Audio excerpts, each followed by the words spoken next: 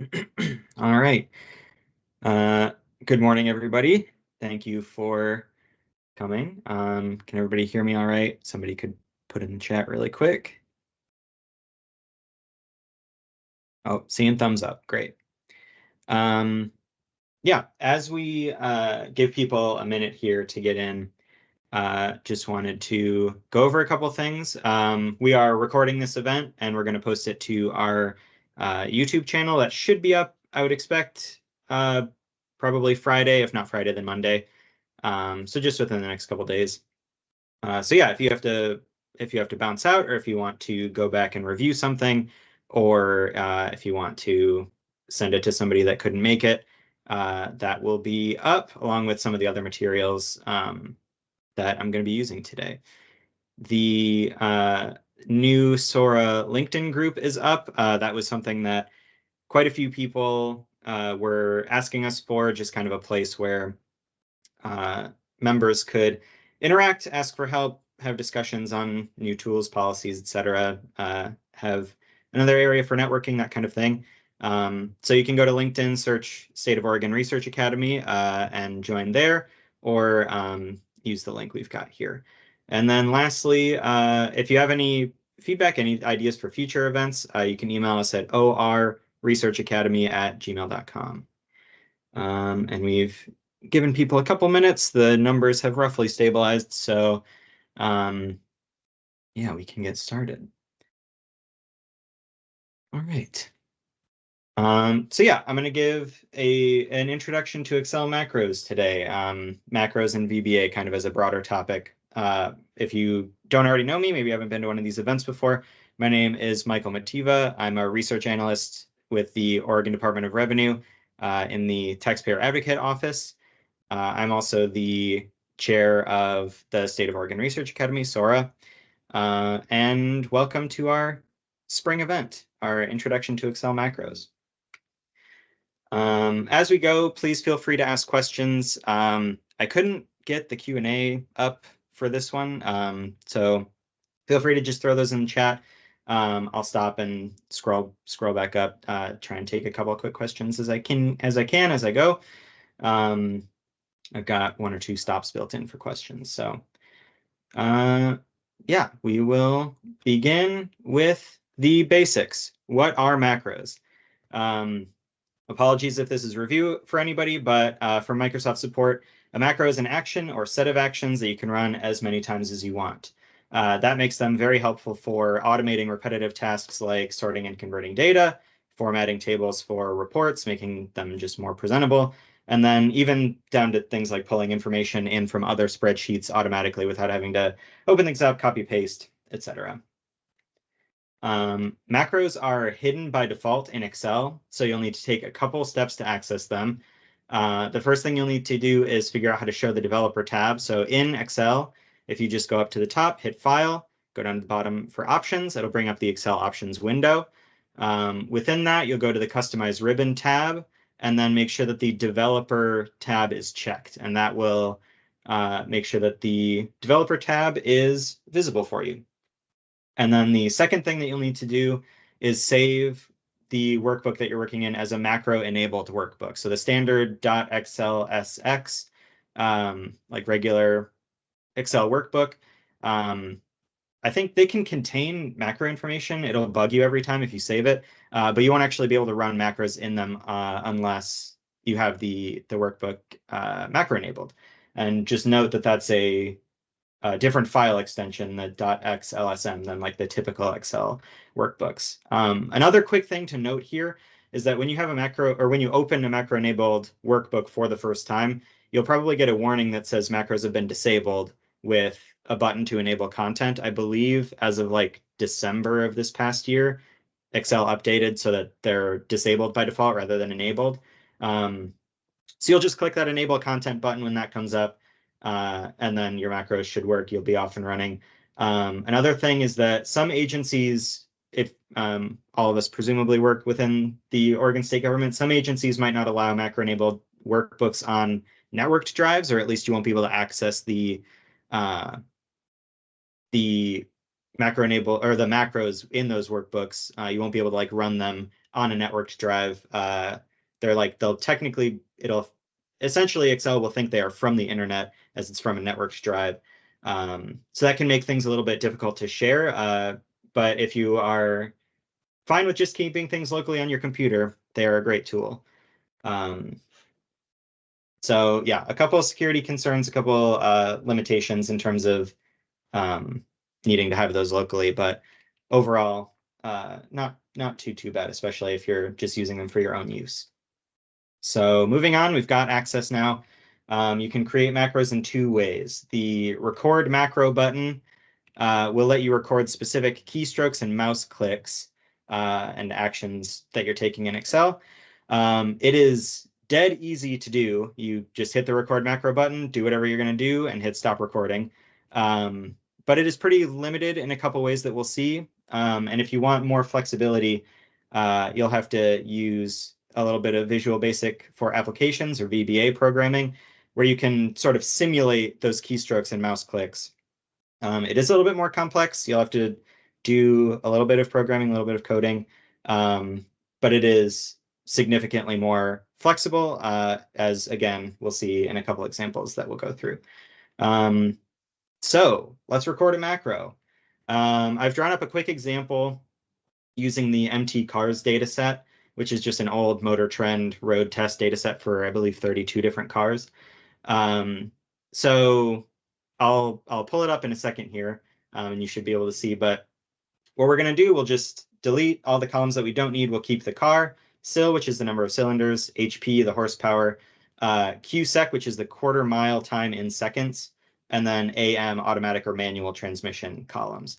We'll revalue that AM column to make it a little bit more readable, rearrange things to make the quarter mile second time the final column, sort by that column, and then rename all the columns and bold the headers. So you can extend this example to, if you have a CSV that gets spit out, let's say, by some software that you work with, and that CSV is going to be, in approximately the same format, but you want to make it a little bit more readable, a little bit more presentable, then a macro like this would work well for you. So let's pull up our Excel, pull up our MT cars CSV. All right, so we've got our MT cars CSV. You can see it here.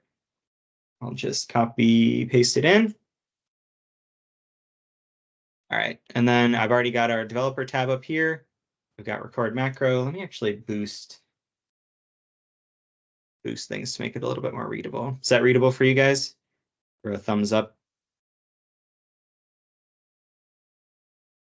Got a hand up, which I assume is okay.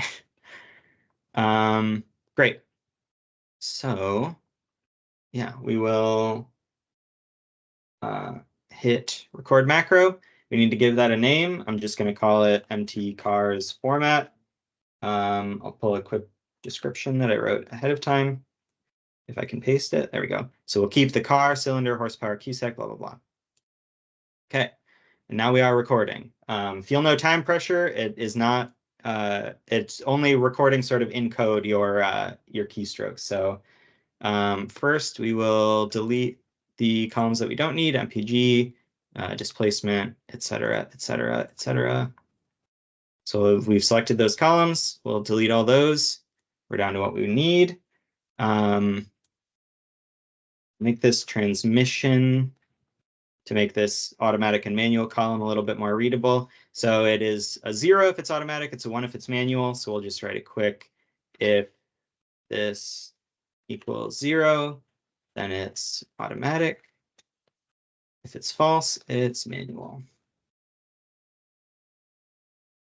Wonderful. We'll bring that down. So all of the rows are like that. We've got to copy and paste this as values so that when we delete the other column, it won't cause problems. Delete that boy. Alrighty. Then we'll move the quarter second time to the last column. We'll go home. filter this smallest to largest so we can find the fastest cars. That's what we're interested in. Filter.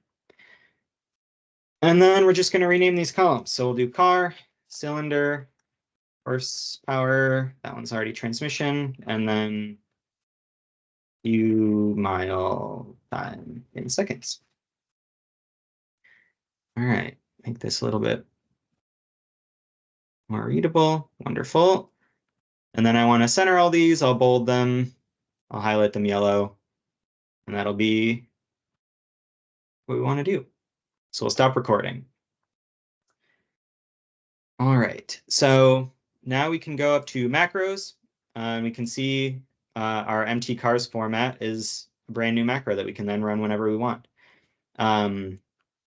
So just to give a quick demonstration of that, we'll cut all this, reformat it all back to the way it's supposed to be. So if I got a new data set in, new version of this empty cars, maybe an updated report, I can copy it in, go to developer, macros, run my macro, and it'll do all of those formatting things, all those formatting steps for me right away. So let's see.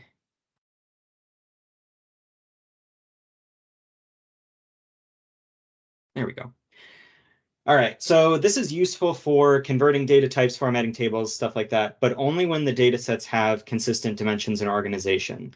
All of the operations that we just did are bound to the specific rows, columns, and cells that we did those calculations and changes on, with no regard whatsoever for the content. So let's say if the quarter mile column was, transposed, moved to a different row or moved to a different column for some reason, all that macro is recognizing is delete columns, 2, 5, 7, and 9. It is not recognizing delete the, the number of, delete the weight of the car or whatever. It is only recognizing where you are doing those operations. Similarly, when we filled in that row with the calculated, automatic or manual transmission, that will only go down to the end of that row. It filled, cells 2 through 33.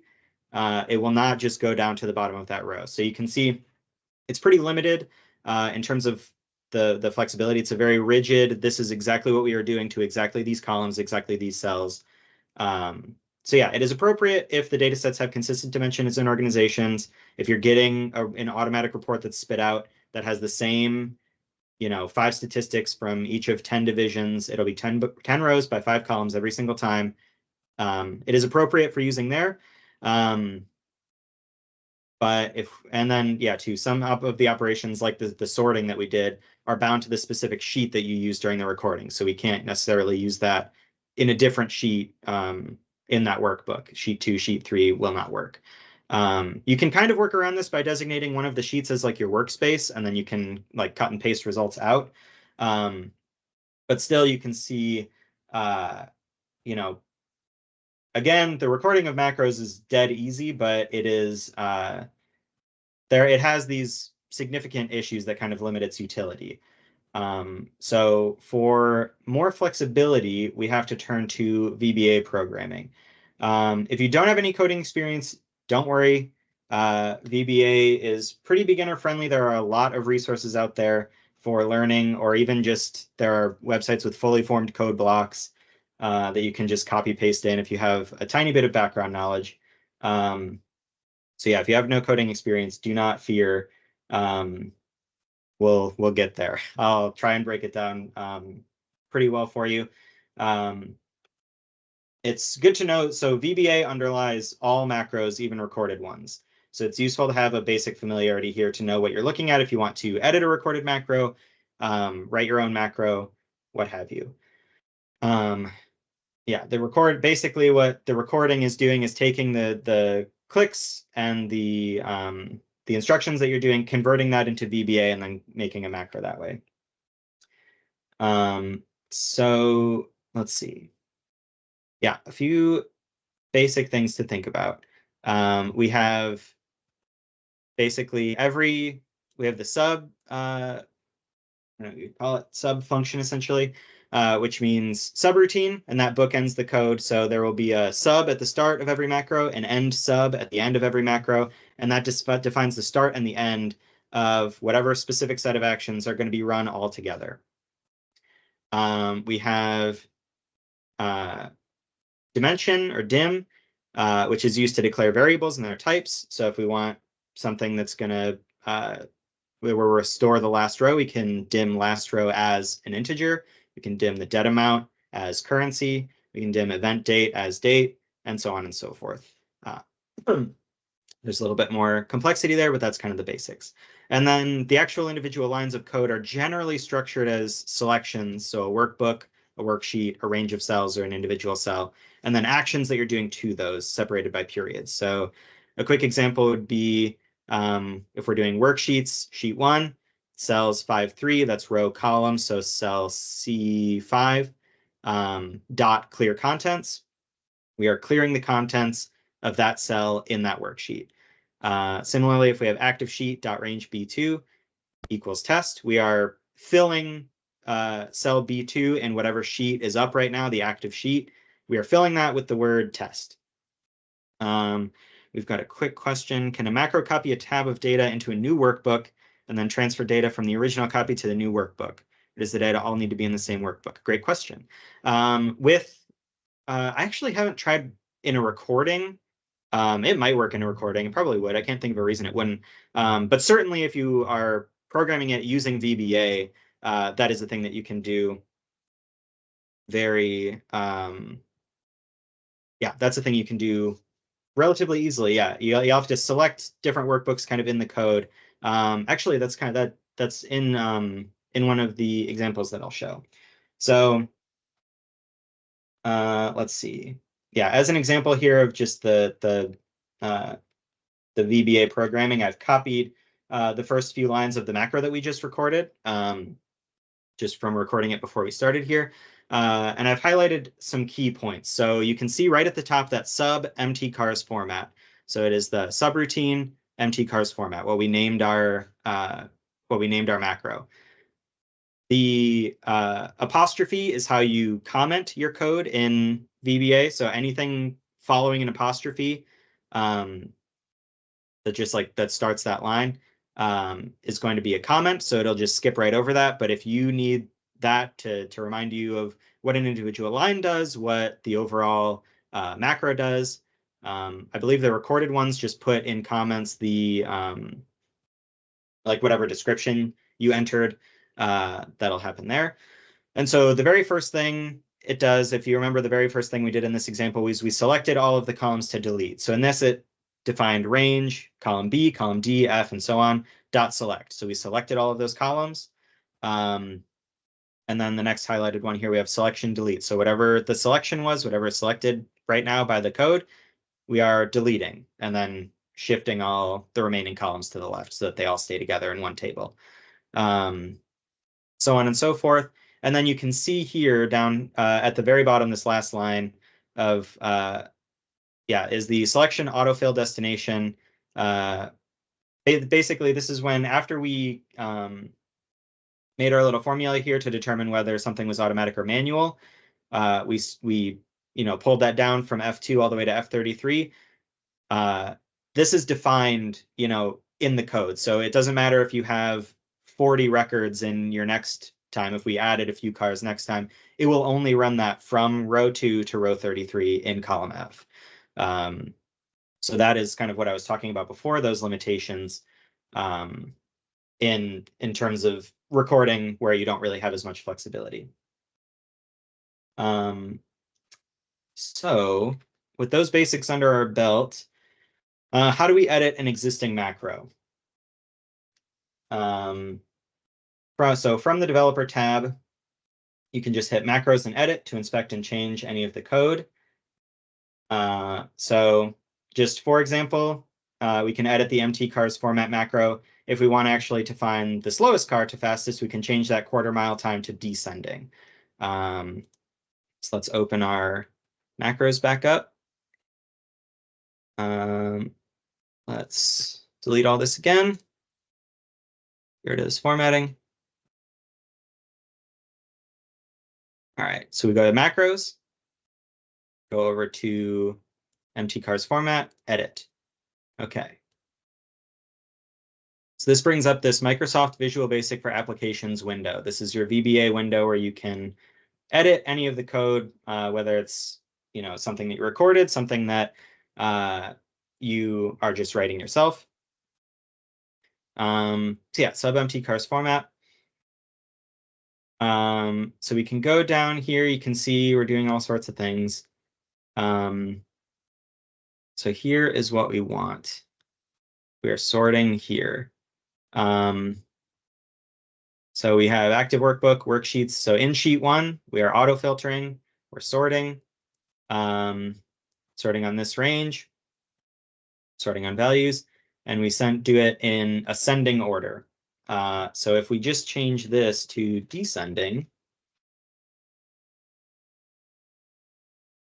save, we can have our macro, have mtcars format. Oh, wait, first we got to copy our data in. Copy, paste.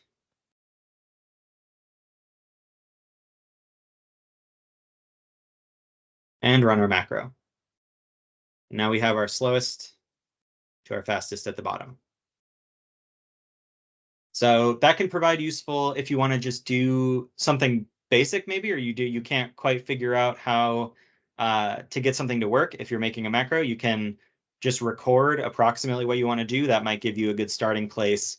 And then you can tweak the individual parameters, individual parameters as you see fit.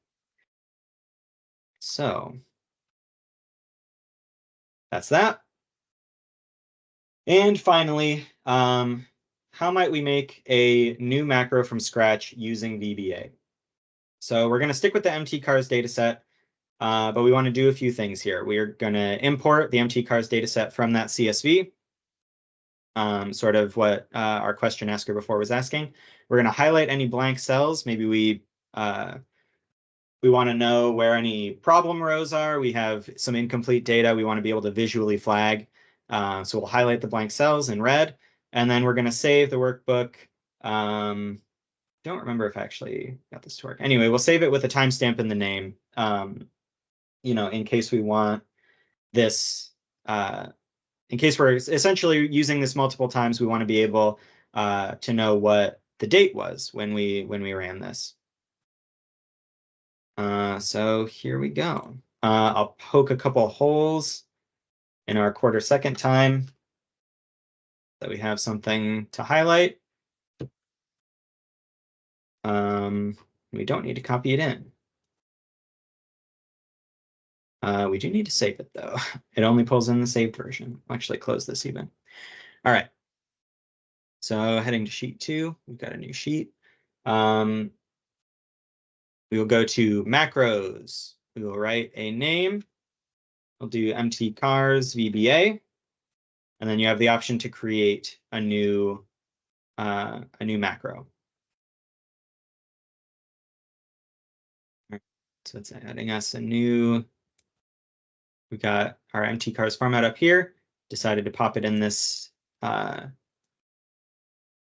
same module, I want to say. Anyway.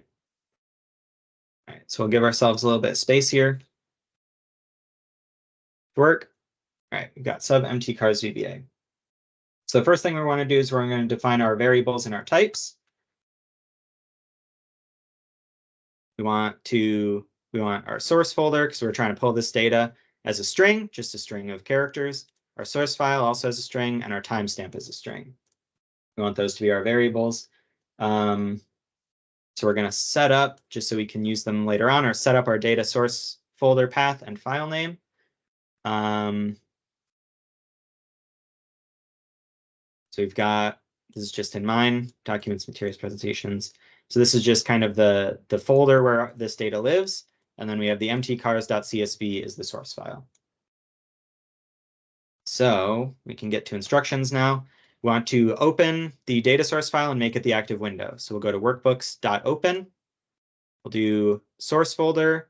And then this is kind of how you concatenate strings, put them together in Excel or in VBA. Just throw a little ampersand and in there. So source folder and source file. So we've got that open. Just to be safe, we'll do workbooks source file. So workbooks, it'll be that mtcars.csv activate. So it'll now be the active window. We will copy all of that data to the macro workbook and then close our data source file. So the active sheet, the used range is just the amount of space in that worksheet that's being used. So it's just wherever our data is. And we'll copy that. We set our destination to the SORA Macros workbook. We'll set it to sheet 2, and we want range A1. So just putting it right in that top corner. And then we have our workbook source file. We will close. So that's part of the way. Let's just save that, and we'll run it so we can see how that works for us. So run the macros, mtcars, run. So we can see it opened that, copied it in here, and then closed. It might not have come through on your end. It was a very quick flash. So yeah, we're in our macros, macro-enabled workbook. We've got our data. So that's great. That all works as intended. So next, we're going to make the macro workbook the active window just to be safe. I think it probably would be after you close the other one, but no sense in taking the risk, I suppose. And then we've got code here to highlight any blank cells red. So we'll take the active sheet, the used range in that active sheet, and then the special cells instruction where the cell type is blank. So XL cell type blanks. And this is all findable, with a quick Google search, essentially. Don't necessarily expect you to be able to do that right off the jump. We're setting the interior color to red, VB red. Another really nice thing I will demonstrate as we get the timestamp. So get the timestamp and save. A really nice tool that Excel has in it is it will sort of try and auto-complete some of this stuff for you. So if we have timestamp, set equal to format. So it gives us, as I open parentheses to put in, what is needed for this format, it tells you approximately what it wants. So expression, whatever you're going to do, for whatever the format is going to be. These are just your parameters that can go into this. So we're just going to do date, which gives us today's date, format it, year, month, day. And then this workbook, so whatever workbook the macro is in, and then dot. And then we have all these options that it can auto-complete for us. So if we have, we have this workbook, dot, we want save. Okay, so we know we want to save it, save as this, save copy as, etc. We want save copy as. And then it says, okay, what we can put in here is the file name. So file name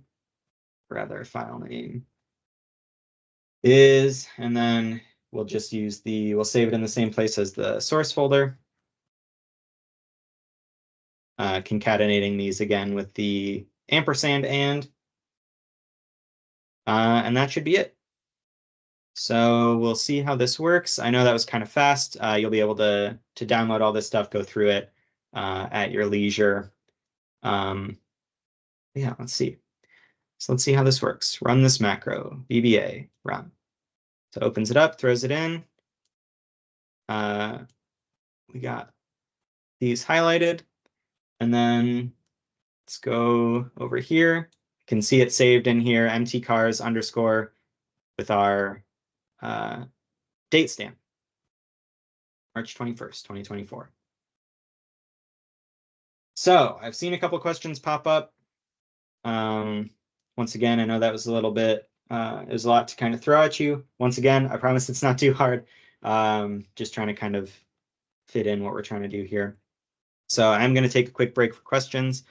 I do see in the chat, somebody made a very good point, is that the only limitation is that no two workbooks can have the same name.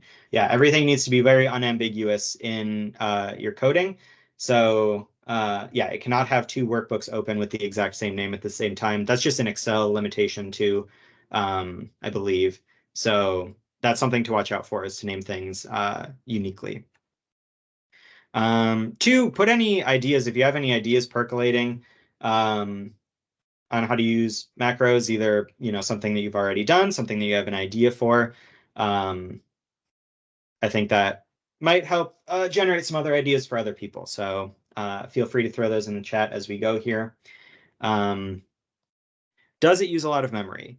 Not to my knowledge. So it's all stored, in the same way that most of this data is stored just like as text. So yeah, they do not use any more or less data I have found than, any just normal amount of text. It's essentially a Word document or whatever, or even just a text file contained within the spreadsheet. So yeah, does not take up a significant amount of memory. Would this code be something you need to know and type into to VBA? Again, not something necessarily that you need to know. You can Google basically anything that you want to do, and somebody will have written some kind of code block for it. And they have this tool that I kind of showed a little bit, where it'll try and autofill as much as it can. And then, yeah, just it provides you at least a little bit of a framework where you can start Googling around, if you see a command that you don't recognize, or you think a command for something should be there, but you don't know what it is.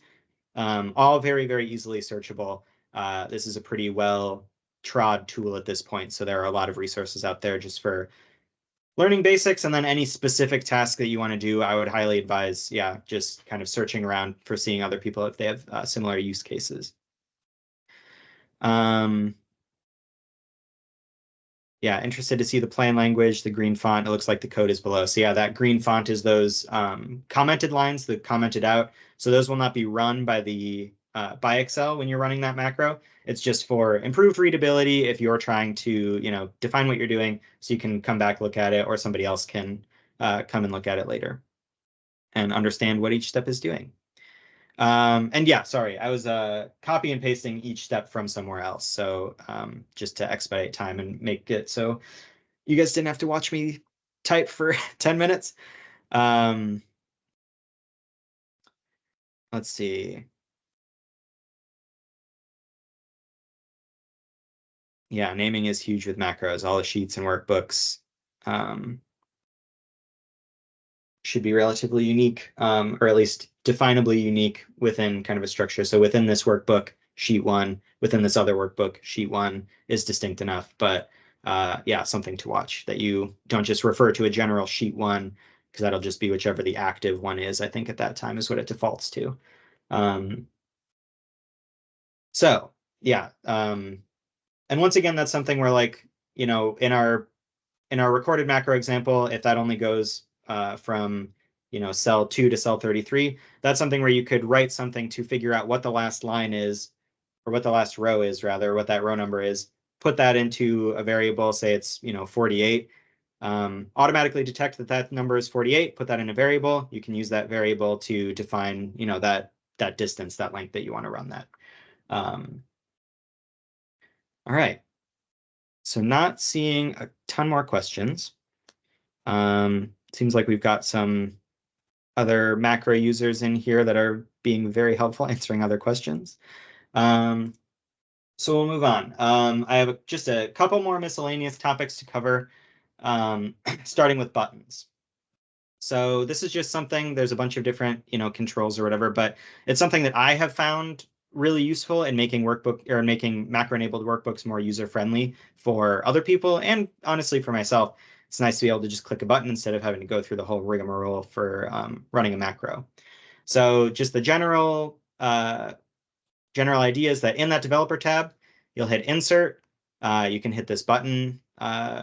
It's that first option right there. I think if you hover over it, it should say control button. It'll bring up the assign macro window, and in that window, you'll just select whatever macro you want that button to run, or you can write a new macro specifically for that button. And then you can right-click on that button to rename it, reassign it to a different macro, reformat the button or text or any of that. So let's hit a quick example. So yeah, here we have sheet 2. We were in the MT cars data set that we've highlighted that. Let's just say we want to insert a button to resize some of these columns, make them, automatically fit to their contents. So we can, come over here, click, button. And then just click and drag to define the size of the button. And we'll write a new thing for this button 3 click. So it's the third button, I think it's keeping track that I've made. So we'll just click new. And a lot of the time this will come up in separate windows. I'm not sure why it's all assigning it to 1 this time, but doesn't make a difference really, as long as it's in there somewhere and you're able to find it, it'll be fine. So yeah, button 3 click. We'll just say columns A, so the entire column, dot entire column dot auto fit. So we will auto fit the width of that column, or the width of that column to the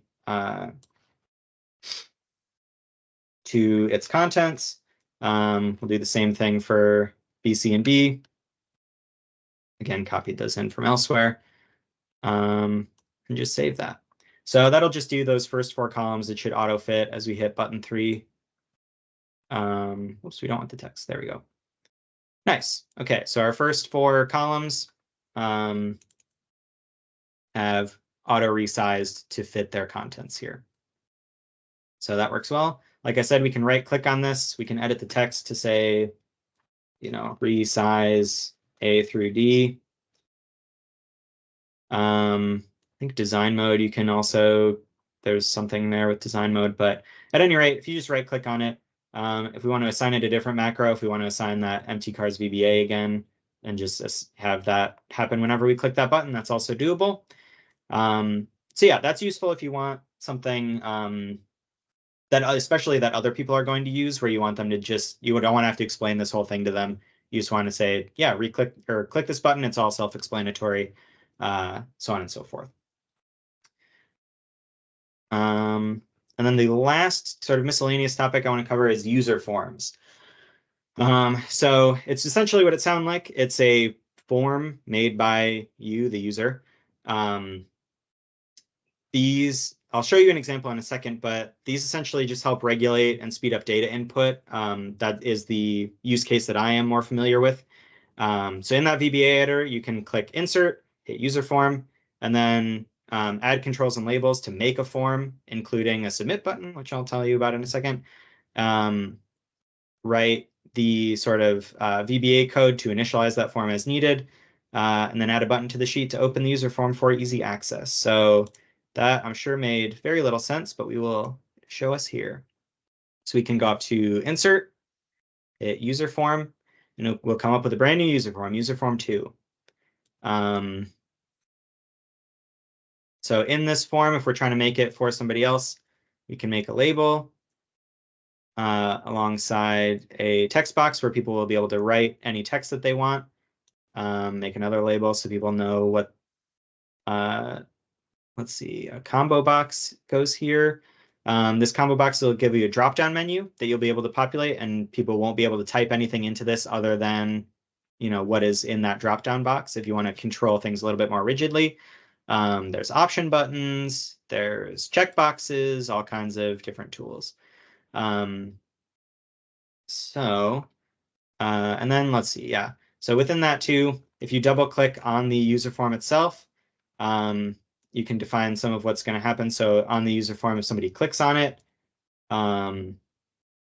what happens when it initializes, what happens if somebody deactivates it, somebody just like X's out of it. If somebody zooms, what do you want to happen? So yeah, this is where things get a little bit more complicated. This is maybe a little bit more of a specific use case. But it's good to know that it's at least an option, just to give you guys sort of a jumping off point. So in sheet 3 here, I have made a quick one just for a use case. Let's say you want people to be able, or you want to be able to record when people ask you for office supplies. The people request them from you. Maybe you're the person that buys them in the office, and you want to know, what of 2 different account numbers to charge those to, and you want it to automatically record the date. Well, I made a quick user form here. So let's say I requested this. Let's say I wanted staples, and let's say that needed to come out of account 2. Well, not account 2, account 1, and then submit. Populates all of that in there. We want a new one from my good friend, my best office bud. We want paper, and that one needs to come out of account 2. Same date. But yeah, all of that comes out here. So just speeds things along a little bit, makes sure, especially with this combo box, that, if I try and type in this, it's not, I don't think it'll stay. Combo boxes actually might let you. Oh, it does.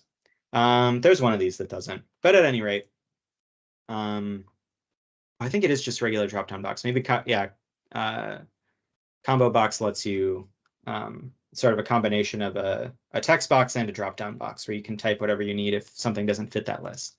At any rate, pretty good tool to have in the tool belt. I can show you a much more complicated example. So my office uses UserForms to input data, where if we have a taxpayer contact us, this might take a little bit to boot. There's a lot of content. Yeah, okay. So this is our landing page. Let's say we get an inquiry. We have an entry form.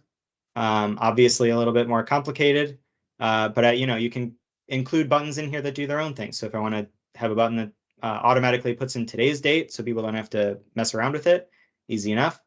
One to put in the time near to the nearest 15 minutes.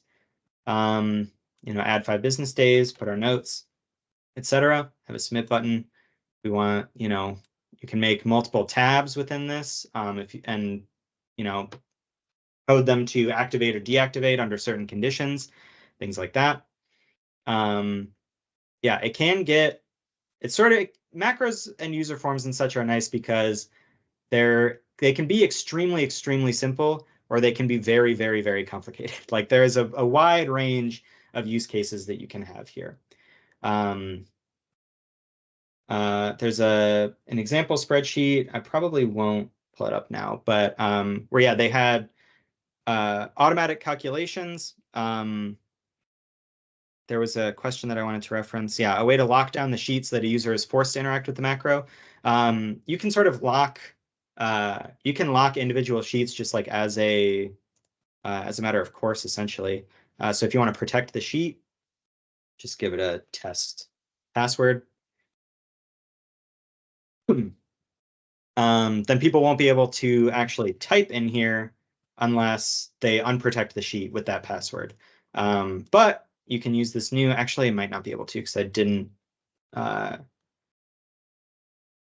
put it in the macro to protect and unprotect the sheet. Yeah, it won't let us do it. But at any rate, that's something that, you can lock down individual sheets, sort of force them to use those buttons or interact with the macros such that they won't be able to mess up any of your formatting or whatever it is.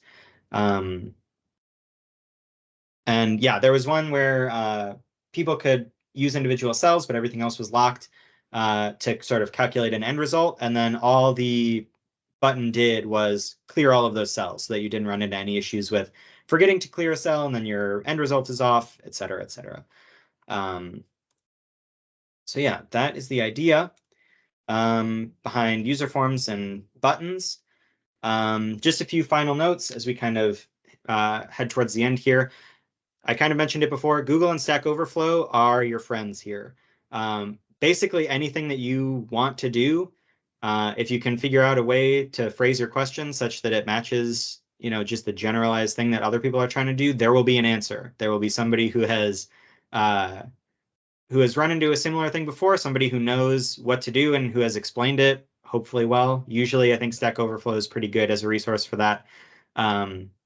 The documentation from Microsoft on the VBA commands is pretty good. So if you see something you don't recognize in a code block that you've Googled or something similar, you can head to that documentation and it should tell you what an individual command does, just in plain language. A few more VBA concepts that I didn't really get to that are worth exploring. So the with, I guess you'd call it a command maybe, is good if you are going to perform several operations on the same object or selection. So you can say like with selection, whatever is selected, and then list a bunch of commands rather than having to say, you know, on sheet 2, do this, on sheet 2, do this, on sheet 2, do this. You can just say with sheet 2, do this, this, and this. If, then, and else, like any other programming language, are really nice conditionals if you want to have, you know, if cell A1 is blank, then cell B2 should be this. So any conditional values or formatting, if, then, else is really nice for that. And then for next is good for looping through rows, columns, values, whatever. Anything you want to perform the same operation on multiple different things, for next can be really good for that. So just, yeah, more concepts worth looking up a training about, or even just doing a little bit of Googling, seeing what you can see, seeing what you can learn from the existing documentation. Like I said, right at the top, a lot of you probably weren't here yet, but we got a LinkedIn group going for State of Oregon Research Academy. You can just search State of Oregon Research Academy or use that link on LinkedIn to join. Ask for help on VBA stuff, ask for help on Power BI, any discussions, any networking. Yeah, we'd like to see that, like to see healthy conversations in there as it's kind of a new thing. But requested by a few people, so we thought we would create the space at least and see and let people use it. So that is pretty much all I had prepared. Thank you guys for just sitting, listening to me talk for 45 minutes. If there are any more questions, feel free to throw them in the chat. Can you share a form with a URL? I don't think so. So this is all, the user form is essentially, you know, locked within whatever Excel spread or whatever workbook that you are in. I don't think you'd be able to link to it from a URL. One thing actually that we did do, so Microsoft Forms, this is kind of going the opposite way, but just another thing for people to consider, is Microsoft Forms can output that data automatically into an Excel file. So that is a pretty good candidate for using a macro to maybe format that, to maybe do some low-level data analysis on it, if you want to just kind of do some quick calculations, all that kind of stuff. Let's see, Microsoft Copilot can help write code as well. Yeah, I have not used any of like the Chat GPT. I assume Copilot is similar. I think that's what it's called. Maybe I'm wrong, but yeah, I would assume they would have some base familiarity with VBA, so it'd be worth throwing a query in there. Is there a Teams group or a newsletter? There is not a Teams group. We weren't able to get that going due to the cross-agency nature of SORA. But and there is the listserv. So if you're on the email listserv, which you can sign up for at our website, just oregonresearch.org. If you're on that listserv, that is essentially our newsletter, I suppose. That's where all the updates will come from. Excellent point. O'Reilly has great content on macros from a comment here. All state employees can create an account through the state library. Very, very highly recommend O'Reilly trainings, really for anything. But yeah, they've got some good ones on VBA. And I'm not seeing any more questions, so I can give you guys back 10 minutes of your day. But thank you all for coming. I really appreciate everybody showing up, willing to learn. I hope this was helpful to you. And yeah, thanks again. Please join the LinkedIn group and give us any feedback at that email address. All this stuff will be up on our website and on our YouTube channel soon. I'll include the files that we used here for people's reference.